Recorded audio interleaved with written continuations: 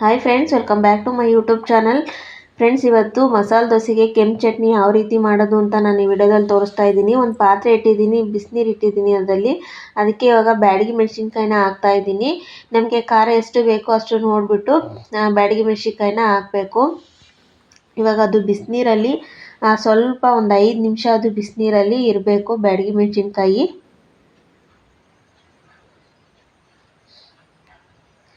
ಈ ಕಡೆ ಒಂದು ಮಿಕ್ಸಿ ಜಾರ್ನ ತಗೊಂಡಿದ್ದೀನಿ ನಾನು.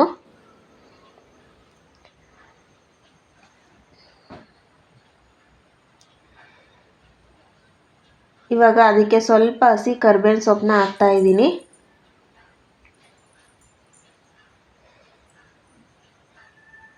ಇವಾಗ ಸ್ವಲ್ಪ ಜೀರಿಗೆ ಮೆಣಸನ್ನ ಹಾಕ್ತಾ ಇದ್ದೀನಿ.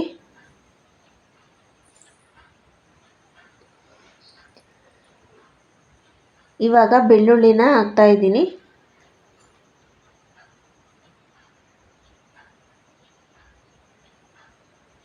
ಇವಾಗ ರುಚಿಗೆ ಉಪ್ಪು, ನಮಗೆ ಎಷ್ಟು ಬೇಕೋ ಅಷ್ಟು ಉಪ್ಪು ಹಾಕ್ಬಿಟ್ಟು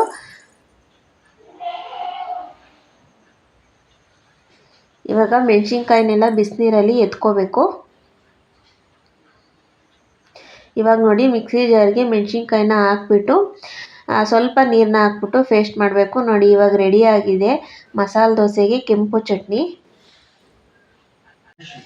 ಹಾಗೆಯೇ ನೋಡಿ, ಇವಾಗ ನಾನು ಒಂದು ದೋಸೆ ಬಿಟ್ಟು ಅದಕ್ಕೆ ಚಟ್ನಿನ ಸವರ್ಬಿಟ್ಟು ಆಲೂಗಡ್ಡೆ ಪಲ್ಯ ಹಾಕಿ ಮಸಾಲೆ ದೋಸೆನ ಮಾಡ್ತಾ ಇದ್ದೀನಿ.